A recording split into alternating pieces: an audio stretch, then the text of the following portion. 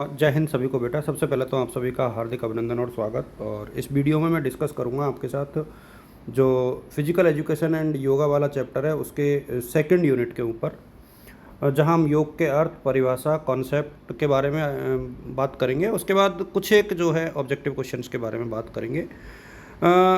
तो आप लोग इसको अच्छे से देखिएगा। देखिए, बहुत अच्छे से यदि आप पढ़ोगे तो मुझे लगता है कि दिक्कत नहीं आनी चाहिए।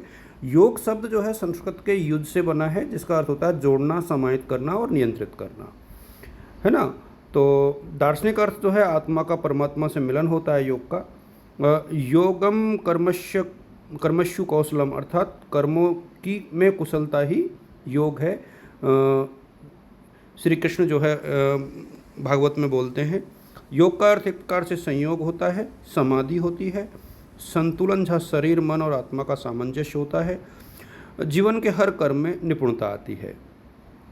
अब योग की परिभाषाएं देखो अलग अलग हो सकती हैं। जैसे कि महर्षि जो पतंजलि है वो कहते हैं चित्त की वृत्तियों का निरोध ही योग है। भागवत गीता कहती है समत्व योग उच्यते, यानी समभाव को ही योग कहा जाता है। स्वामी विवेकानंद जी कहते हैं कि yoga is the science of mind, योग मन का विज्ञान है।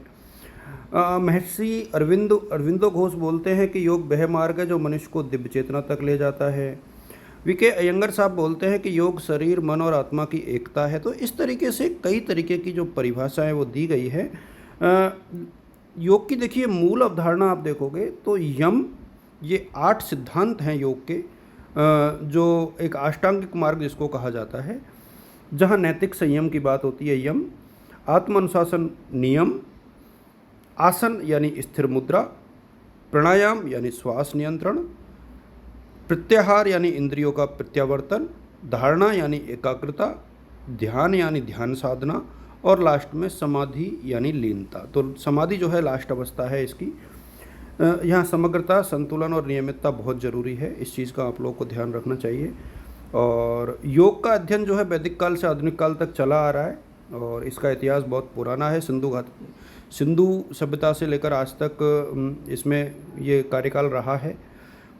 पतंजलि को योग दर्शन का जो है एक प्रकार से जनक माना जाता है। महर्षि पतंजलि को ये योग के पिता कहे जाते हैं भारतवर्ष में। और योग सूत्र नामक ग्रंथ लिखा और 195 सूत्र दिए। ये भी आपसे एग्जाम में अलग से पूछा जा सकता है। तो ये आप लोग देख लीजिएगा। चित्त की अवस्थाएं 5 बताई गई है, और अभ्यास और वैराग्य। इसके बाद मध्यकालीन और आधुनिक काल में योग की यात्रा। मध्यकाल में हठ योग का उदय हुआ, जिससे शरीर को साधना का माध्यम बनाया। आधुनिक काल में योग भारत की सीमाएं पार कर वैश्विक आंदोलन बन गया है। और हठ योग यानी मध्यकाल में था, ये गोरक्षनाथ और स्वात्मारामवर हठ योग का विकास किया गया। स्वामी विवेकानंद जी और शिकागो धर्म संसद में योग की बात की, आधुनिक योग। और हम बात करें यदि योग के ऊपर, तो योग के बारे में जो भ्रांतियां हैं बिल्कुल अलग है। जैसे कि भ्रांति है कि ये सिर्फ हिंदू धर्म से संबंधित है। गलत, इसका संबंध किसी धर्म से नहीं है, ये सबके लिए है, सार्वभौमिक है, यूनिवर्सल है। भ्रांति है कि ये वृद्धों और साधुओं के लिए नहीं, ये सभी वर्ग के लोगों के लिए है। भ्रांति है कि इससे योग के लिए शरीर लचीलापन चाहिए, नहीं, ये तो इसका परिणाम है, ये इसकी शर्त नहीं।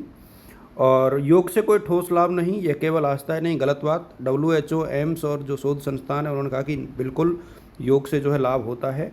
ये शारीरिक व्यायाम से कहीं ज़्यादा है और विस्तृत दृष्टिकोण है, जहाँ शारीरिक, मानसिक, आध्यात्मिक, नैतिक, भावनात्मक, बौद्धिक, ये जो मल्टी डायमेंशनल है वो सारे इसमें शामिल होते हैं। इसलिए योग का उद्देश्य शरीर को स्वस्थ रखना नहीं, बल्कि मनुष्य की चेतना का उत्थान करना भी है। तो आप देखोगे कि योग का महत्व क्या है। तो शारीरिक स्वास्थ्य, मानसिक शांति, कार्यक्षमता में वृद्धि, सामाजिक संबंध, ठीक है, मानसिक स्वास्थ्य, तनाव प्रबंधन में बहुत महत्वपूर्ण भूमिका जो है योग निभाता है।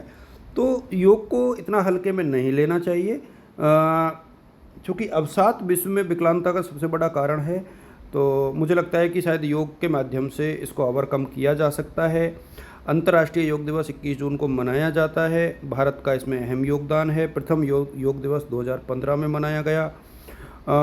हमारे प्रधानमंत्री नरेंद्र मोदी जी ने 27 सितंबर 2014 को इसका प्रस्ताव रखा और जिसका समर्थन 177 देशों ने किया और फाइनली योग दिवस मनाना शुरू किया गया। योग को दैनिक जीवन में अपनाने से व्यवहारिक सुझाव ये है कि आप लोग प्रातःकाल में करें और आहार को सात्विक बनाएं, प्रशिक्षित गुरुओं का मार्गदर्शन लें, धैर्य और नियमितता रखें, शुरुआती आसन नॉर्मल रखें, प्राणायाम करें और ध्यान तकनीक, माइंडफुलनेस, मंत्र ध्यान, योग निद्रा ये करें। ऑब्जेक्टिव क्वेश्चंस में कुछ एक आपके साथ साझा कर देता हूँ, ज़्यादा नहीं। देखिए, योग शब्द संस्कृत के किस धातु से बना है? तो युद्ध से बना है। पतंजलि ने योग सूत्र में योग की परिभाषा क्या दी है? तो चित्तवृत्ति निरोध, ये बहुत महत्वपूर्ण है। योग में साष्टांग योग 8 है।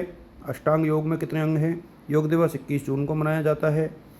भागवत गीता में कर्मयोग का उपदेश श्री कृष्ण जी ने दिया था। हठ योग जो है स्वात्मा राम जी की लिखी गई किताब है और योग का सर्वप्रथम उल्लेख ऋग्वेद में मिलता है। पतंजलि के योग सूत्र 195 हैं। अष्टांग योग का जो प्रथम है वो यम है।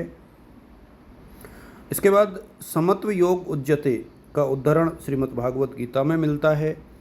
हम बात करें स्वामी विवेकानंद जी ने जो है किस सम्मेलन में योग का प्रचार किया? तो शिकागो धर्म संसद में।